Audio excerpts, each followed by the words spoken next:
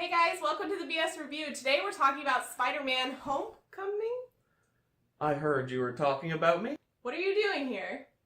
Well, Dallas is actually my favorite city. But I gotta go fight crime.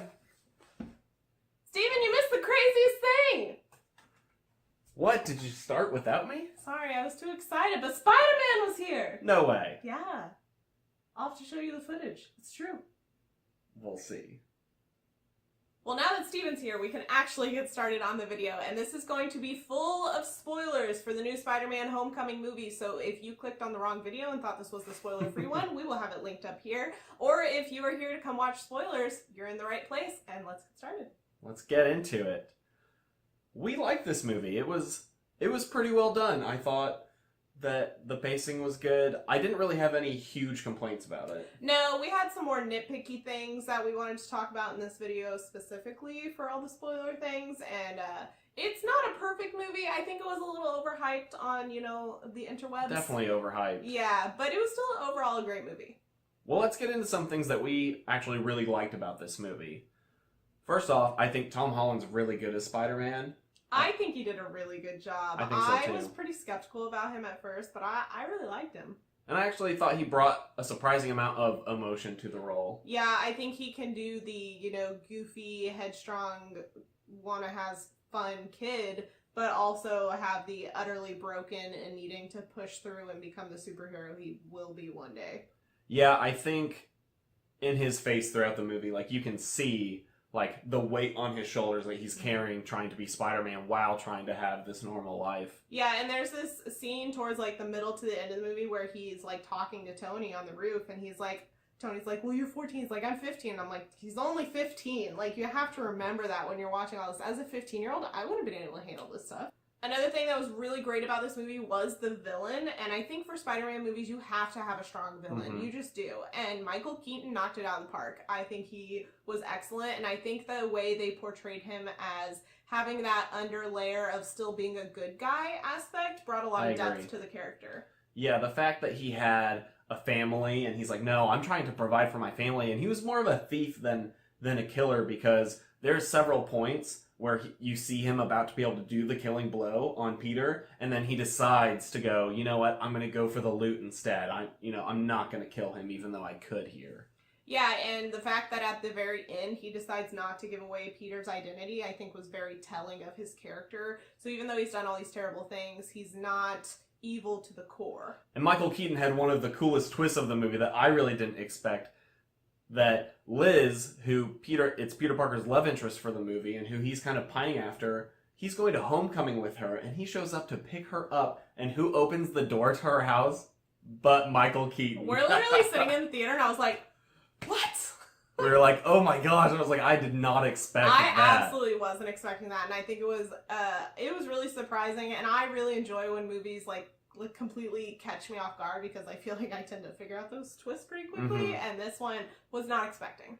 Yeah, it was really good, and the whole scene afterwards, there was so much tension as it was a slow burn, which I think was really good. That is one thing about this movie that I really liked, is it wasn't afraid to have its small, quiet moments, or its drawn out, just suspense-filling or emotion-feeling moments, which I absolutely love that in a movie. Give me my slow moments and do them well, and I'm happy. The side characters were definitely a highlight of the movie for us. They were hilarious, and some of our favorite moments were with those characters. Which they actually had tons of moments in this movie where they name drop little guys, or guys who turn into villains. And it was surprising to me that Shocker was in this movie too. So the side characters, especially the high school friends of his, I thought were really well done. His little sidekick buddy was just... comedic timing was perfect with him. He was hilarious. Yeah. So let's talk about the big spoiler. Yeah, the big twist right at the end was Zendaya's character, who they were like, no, this isn't Mary Jane, because when she was cast, everyone was like, oh, it's Mary Jane. And I distinctly remember when she got cast and everyone was talking about her potential of being Mary Jane, and you were like, I would not like that. I don't think she's a good casting choice for Mary Jane. And then it turns out she is.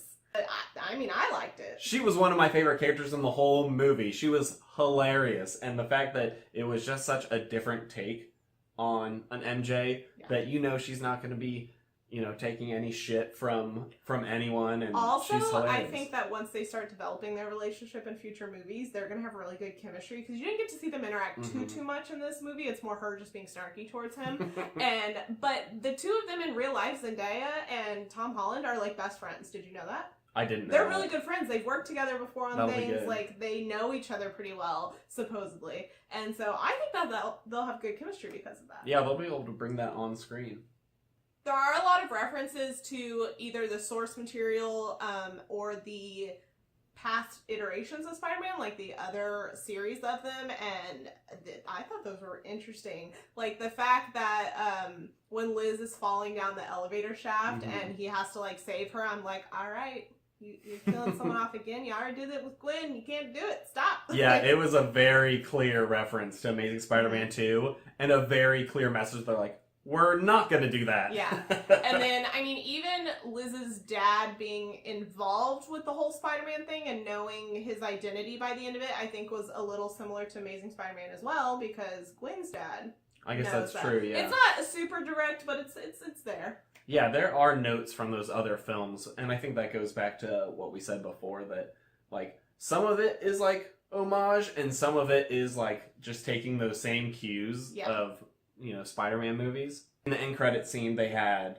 Scorpion, the guy who's going to become Scorpion, come in, and he's a long-standing Spider-Man villain who gets a suit with a powerful scorpion tail, and so that was one that they introduced him, like, halfway through on the ferry, and he has a little tattoo of a scorpion on his neck. It was not subtle, but but they had him and Donald Glover's character, which... Yeah, explain that, because I don't know anything about Donald Glover's character. Donald Glover's character in the comics actually becomes a superhero / vigilante / thief / criminal. Okay. He kind of like walks a blurred line called the Prowler. So we mentioned we didn't think this was a perfect movie by any means, so let's talk about why and what our biggest cons were from this one. Yeah, we had a little bit of differing opinion, but some of that comes from I'm a little bit of a Spider-Man purist because I love Spider-Man so much. There's certain things that just rub me the wrong way about it, and one of which is they completely removed his spider sense from the movie, which was still present in the other two iterations of Spider-Man, and it didn't necessarily hurt the film, but I wish it was there somehow. It's kind of lame to remove, like, a primary power of his. Well, it seems like they made the choice to remove that so they could have the cool Tony Stark suit design where it's basically an Iron Man suit, but not made of metal. Well, and because of that, you mentioned that you didn't like the technology in the suit. Yeah, and that was the other thing, is that if he was in the Iron Spider suit, which was the one teased at the end, then I would have been okay with it, because that was like the teched out one. But with his normal Spider-Man suit being so tech heavy, I don't like that there's like a Jarvis style, Karen inside the suit, giving, and all the lasers and web stuff. I feel like it just removes some of the ingenuity of Spider-Man. So this is where we differ in opinions a little bit, because I enjoyed that because I think it goes with the times very well. I really liked that when he fully unlocks his suit's potential and all of its abilities, that he's just like, no, don't give me the tutorial, like, I'm fine, I'll just go, because I feel like that's just very true of people with technology today, especially kids. Like, we get technology that's new. We just start poking at it and doing things with it. We don't read instruction manuals. So I thought that was very accurate to a current teenage mindset. So I think it portrayed that well, and I think that the technology aspect of it was just like a fun bit of the film, but I can understand why you didn't like it. I agree. I thought it was fun and it was entertaining. But like you said, it unlocks the potential of the suit, and so literally they do that with a scene instead of it being, Peter Parker's potential is reached by himself. Like, he has to make that himself. So if he wants to do crazy things with the webs, he's having to create that and do it on his own. But they do go back to that later, because Tony rips the suit away from him, and he has to learn how to be Spider-Man on his own. But it wasn't a movie-long thing. It was like a piece at the end. That's true, yeah. And that's why I say, like, there's certain things they did with the story arc where they still had those elements in there. So I'm like, okay, you get a pass. But it could have been better. But parts of that still bother me.